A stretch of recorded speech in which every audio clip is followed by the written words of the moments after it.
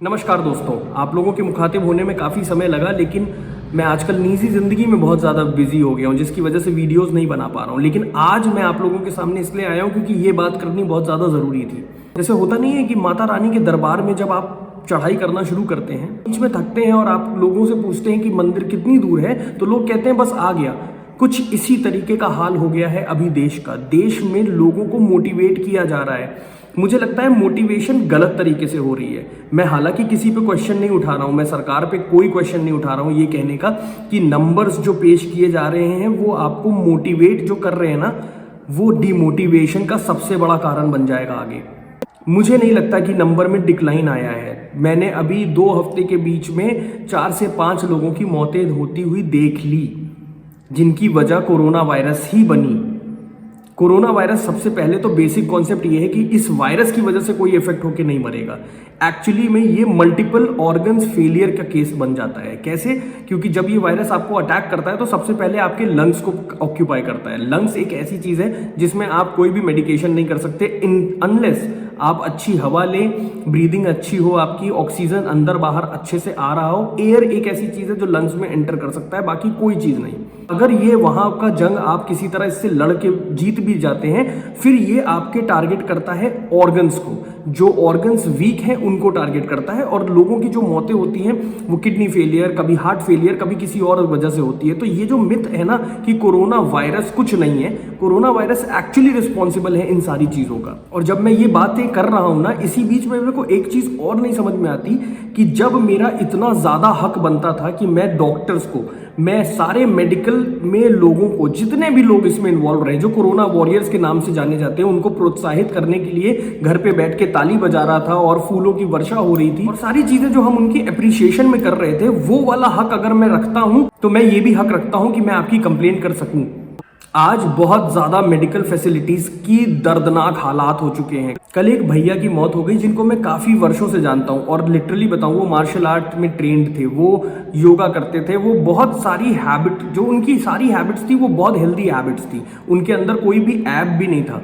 और उनकी जो देह दशा थी उससे मुझे ऐसा लगता था कि he is very muscular and he is very very immune, I guess. मगर मेरी चीज़ें वहीं की वहीं धरी रह गई जब मैंने कल उनकी मौत की खबर सुनी। और उनकी महज उम्र मुझे लगता है 36, 37, 38 साल रही होगी। और हालांकि वो जो 4-5 लोगों की मैंने मौतें देखी उसमें किसी की 34 उम्र थी, किसी की 25 थी और किसी की 23 भी थी। हाँ, एक हमारी बिलवेड आंटी जिनको हमने खोया इस समय में, वो थोड़ी सी एजेड थी, लेकिन उसके अलावा जो ये सारा मिथ था ना कि उम्र पे ये डिसाइड होता है कि वेदर आपको होगा या नहीं, 60 साल के लोगों को बचाइए, 10 साल के बच्चों को बचाइए, छोटे बच्चों को बचाइए, ऐसा कुछ भी नहीं है। ये बीमारी कभी भी उम्र नहीं देख के आएगी। ये बीमारी लैक ऑफ रिसोर्सेज की वजह से आपको बहुत ज्यादा परेशान कर सकती है। तो ये जो नंबर देख के आपको ऐसा लग रहा है ना कि हाँ ये फ्लू था और ये आया था और अब ये जा रहा है, अब धीमे हो गया है, ऐसा कुछ भी नहीं हो रहा है। आपके पास नंबर ऑफ केसेस सही नहीं पहुंच रहे। और हालांकि ये मेरा डाउट नहीं है, ये मेरा डाउट नहीं है, क्योंकि इनका तरीका भी डिफरेंट हो गया है ना। आज सर्वे के हिसाब से पता चल रहा है कि कोरोना वायरस हो रहा है कि नहीं। लोगों के घर पे कुछ टीम्स आ रही हैं, वो पूछ रही हैं कि आपको क्या फीवर हो रहा है, क्या आपको ब्रीदिंग में प्रॉब्लम है, क्या आपको कफ है, क्या आपको कोरोना वायरस है। आप मुझे बताइए कि ऐसा कौन सा नागरिक होगा जो इस चीज का जवाब सच सच देगा। जब आरोग्य सेतु एप्लीकेशन को किसी ने सही से अपडेट नहीं किया, तो फिर क्या इस सर्वे की कोई औकात रह जाएगी? इस सर्वे के दौरान जो सारी चीजें हो रही हैं, अगर उस हिसाब से मैं देखूं तो केसेस तो खत्म होने चाहिए। अब तो केसेस आगे बढ़ने नहीं चाहिए, और अगर होने भी चाहिए तो वो तो बस सर्दी खांसी की तरह खत्म हो जाना चाहिए। तो आदमी की मौत कैसे हो रही है? और कुछ लोग जो ये सोच के बैठे हैं ना कि हाँ वैक्सीन आ जाएगी, वो 4500 रुपए की होगी, क्योंकि 4400 रुपए में चाइना में बिक रही थी, तो कल को आ जाएगी तो हम भी ले लेंगे। तो मैं आपको ये बताना चाहता हूं कि अगर वैक्सीन आ भी जाती है जनवरी के महीने में, और हमारी जनसंख्या 135 करोड़ है, तो 135वें करोड़ आदमी को, हालांकि ये कह पाना अब नामुमकिन सा है क्योंकि 135 करोड़ हम बचे भी हैं कि नहीं, ये अब कह पाना बहुत ज़्यादा मुश्किल है, क्योंकि इतने सारे केसेस के बाद क्या हम उसी नंबर पे स्टैंड करते हैं, इसका कोई तथ्य नहीं है। लेकिन अगर मैं मान भी लेता हूं कि ऐसा सही है, तो 135वें करोड़ इंसान को ये वैक्सीन उसके तक पहुंचने में करीब करीब 2.5 साल से 3 साल का समय लग जाएगा। यानी कि 2023 लग जाएगा इस वैक्सीन को प्रॉपरली सबके अंदर इंजेक्ट होने पे, और वो भी तब जब ये मुहिम की तरीके से चलेगा। तो प्रिकॉशंस के अलावा, प्रिवेंशंस के अलावा आपके पास कोई चारा नहीं है इसके साथ डील करने का। मुझे घड़ी देख के सिर्फ अपने 3 से 4 मिनट दे दीजिए ताकि मैं अपनी बात ये कह सकूं, और अगर आप तक ये बात पहुंचती है, क्योंकि सबसे पहली चीज़ तो मैं ये वीडियो इसलिए नहीं बनाता हूं कि मैं मोनेटाइज हो जाऊं या मैं बहुत ज़्यादा ख्याति मिल जाए मुझे।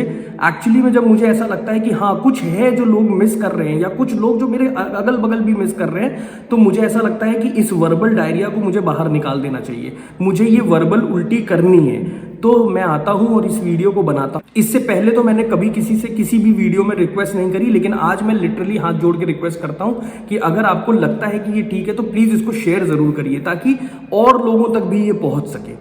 तो आजकल जो मैं नोटिस करने लगा हूं वो ये है कि लोग एक दूसरे से हाथ मिलाने लगे हैं, लोग एक दूसरे को ग्रीट करने के लिए हग भी करने लगे हैं, और बहुत सारी चीजें अब नॉर्मल हो गई हैं क्योंकि लोगों को लग रहा है केसेस डाउन हो रहे हैं। केसेस डाउन बिल्कुल भी नहीं हो रहे हैं, सिम्टोमैटिक एसिम्टोमैटिक बने हुए। मैं ये नहीं कहता हूं कि आप डर के रहिए, क्योंकि डरना कोई बहुत अच्छी चीज नहीं है, लेकिन डर जानते हैं आपके लिए क्यों अच्छा है? क्योंकि जब आप डरते हैं ना तो आप प्रिवेंशंस को हमेशा वरीयता देते हैं।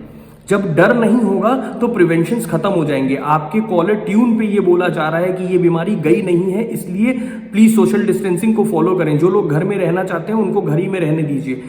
हाँ, जब आदमी ये सुनता है ना बार बार कि घर में रहने वालों को प्लीज घर में रहने की हिदायत है, तो उसको लगता है ऐसे में जिंदगी थोड़ी ना चलेगी। लेकिन मैं आपको ये बताना चाहता हूं कि लिटरली में जिनको जरूरत नहीं है वो ना जाएं, क्योंकि जो लोग बाहर जरूरतों की वजह से हैं, जो कमा रहे हैं, जो कुछ भी कर रहे हैं अपनी लाइफ में, उनके लिए वो लोग थ्रेट बन सकते हैं। क्योंकि सिम्टोमैटिक एसिम्टोमैटिक आपकी बॉडी टाइप पे डिपेंड करता है। एक हष्ट पुष्ट इंसान अंदर से इम्यून हो ये गारंटी नहीं है, और एक लिखी पहलवान के अंदर इम्यूनिटी की कमी हो ये भी गारंटी नहीं है। तो इम्यूनिटी एक ऐसा कैलकुलेशन है जो आप खुद भी कर सकते हैं। अगर आप prone to all the diseases नहीं है, यानी कि जो भी सीजनल डिजीजेज आती हैं और वो आपको कुछ भी इफेक्ट करती है, आपके नाक पकड़ लेगी, आपको सर्दी खांसी जुकाम बुखार कुछ भी हो रहा है, तो आप समझिए कि आप प्रोन हैं उस चीज़ों के लिए। लेकिन अगर आपको नहीं हो रही है सीजनल बीमारी, तो इसका ये मतलब नहीं है कि नहीं हम तो अब सुपरमैन हैं, हम तो जंग लड़ सकते हैं। नहीं, ऐसा नहीं है, आपको भी इफेक्ट करेगा, लेकिन हो सकता है आप उसके साथ डील करें। वही है वो जो एक्टिव केसेस होने के बाद जो लोग घर पे रिकवर होके आते हैं, वो वही केसेस है। लेकिन आपको मैं ये बता दूं, ये उतना ही डेंजरस है, क्योंकि जिस एक्टिव आदमी को एक बार उसका हीलिंग हो जाता है और सेकेंड टाइम फिर से अफेक्टेड होता है, that can lead to a lot of fatal things. क्योंकि आपकी बॉडी एक समय जंग लड़ चुकी है।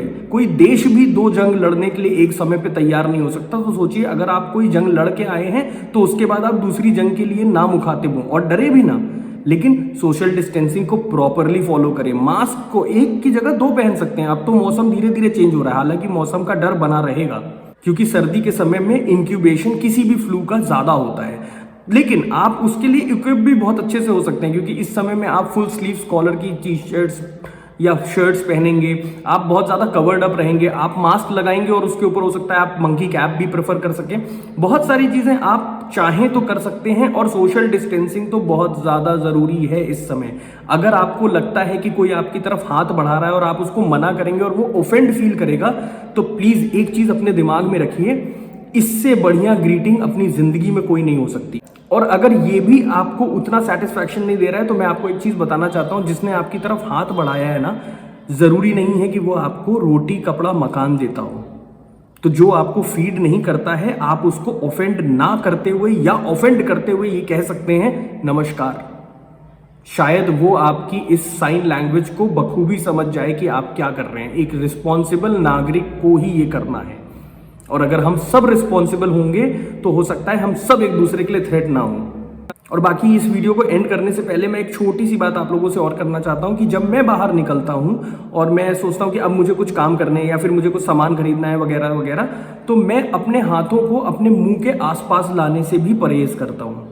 मैं मान लेता हूं कि एक बार को ये हाथ जब तक साफ नहीं हो जाते, सैनिटाइज नहीं हो जाते, तब तक मेरे को कोई खुजली हो भी रही है तो मैं नहीं करना चाहता। कभी मुझे अगर मास्क नहीं है और एकदम से मुझे ऐसा लगता है कि मुझे हल्की सी कफिंग करनी है या फिर मुझे छींक सी आ रही है, तो मैं अपनी टी शर्ट को यूं उठा के अपने नाक के पास रख लेता हूं और मैं जो भी चाहता हूं इसमें बोल सकता हूं, कर सकता हूं। कभी मैं किसी के बहुत क्लोज से गुजर रहा होता हूं, तो हालांकि मैं तो एक बहुत ही एक्सट्रीम चीज करता हूं कि जब मैं किसी के क्लोज से गुजरता हूं तो मैं अपनी सांस को थोड़ा स्टिल कर देता हूं, ताकि मेरा एयर भी उस तक ना पहुंचे। लेकिन अगर ये ज़रूरी नहीं कि हर आदमी ये कर पाए, हालांकि ये तो वैसे भी 10 सेकंड का एक टेस्ट है। आप किसी के बगल से गुजरेंगे और आप नहीं करते हैं तो 10 सेकंड में आपको ये भी पता चल जाएगा कि हाँ, आपका रेस्पिरेटरी सिस्टम वर्क कर रहा है, आपको कोई भी ऐसी बीमारी अभी नहीं है, क्योंकि रेस्पिरेशन में कोई दिक्कत नहीं आ रही है। लेकिन अगर आप वो भी नहीं कर सकते हैं और आपके पास उस समय मास्क नहीं है हैंडी, तो आप बस इस तरीके से अपने टी शर्ट को कर सकते हैं। तो there are lot of things if you want to prevent yourself. और जो आपने एक हैबिट डाल ली है ना कि फूड को कैसे साफ सफाई करके करना है, कैसे खाना है, और इससे आपकी बहुत सारी चीजें अच्छी भी होंगी। क्योंकि आपको भी मालूम है कि एक समय पे हमारे जो फूड्स, जो वेजिटेबल्स थे, उनमें इतना ज़्यादा यूरिया और इतने ज़्यादा केमिकल यूज़ हो रहे थे कि हर आदमी की वो साफ़ सफाई मिल नहीं पा रही थी। आज कम से कम इसके बहाने आप साफ़ सुथरी चीज़ें खाने को बाध्य हो चुके हैं। कोशिश करें पैक्ड फूड खाएं। हालांकि अभी तक फूड से मुझे नहीं लगता कि किसी को बहुत ज़्यादा इम्पैक्ट हुआ है, लेकिन लोगों से ज़रूर हुआ है। क्योंकि यकीन मानिए, आपका दिल उस समय ज़्यादा फट जाएगा जब आपका ही अपना दोस्त या आपका ही कोई रिलेटिव आपको फ़ोन करके ये बता रहा होगा ना कि कल एक ऐसी ऐसी अशुभ घटना हो गई, और आप फ़ोन पे अपनी पूरी इंसानियत को मारते हुए, अंदर से अपने आप को कोसते हुए ये सोच रहे होंगे कि मैं ये भी नहीं कह सकता कि कल मैं आता हूँ यार। मैंने इस मजबूरी को 4 से 5 बार फील किया है। रोज अंदर से मैं रिग्रेट मोड पे आया हूं कि मैं ये भी नहीं कह पाया, क्योंकि आज ये कहना भी पॉसिबल नहीं है। और अगर आप किसी के दुख में साथी नहीं बन सकते तो सुख में क्या आप जाके भीड़ लगाने की सोच रहे हैं? क्यों किसी की शादी को अटेंड करना है? अगर आप नहीं जाएंगे तो उन पे भी बोझ कम पड़ेगा। तो ये जो हमारे पूरे मुल्क में हिंदू, मुस्लिम, सिख, ईसाई, जैन, बौद्ध सारे धर्म के लोग हैं ना, मैं इन सभी के लिए माता रानी से प्रार्थना करता हूं कि वो जो इस 9 दिन के लिए आई हैं, ऐसे हमें 5 मौके दें अपने आप को सर्व करने के। क्योंकि मुझे लगता है कि शायद 2023 के बाद सब कुछ नॉर्मल हो जाएगा, और 5 साल तक अगर उनकी हम खिदमत में रहेंगे तो वैसे भी सब कुछ बढ़िया हो जाएगा।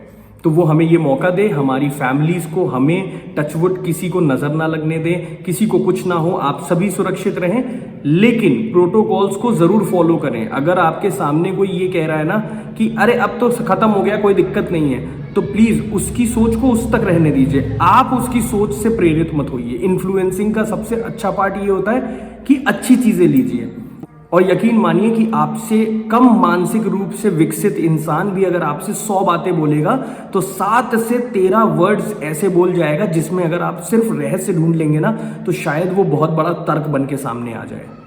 तो आपको कहीं पर भी अगर मेरे शब्दों में कुछ भी सच्चाई लगती है तो प्लीज इसको शेयर करके इसमें से जो क्रक्स है ना वो ले लीजिए। बाकी तो वीडियोस बनती रहेंगी, बाकी हम लोग एंटरटेन होते रहेंगे, और जब तक ये सफर चल रहा है हम सब साथ रहने वाले हैं। जय हिंद।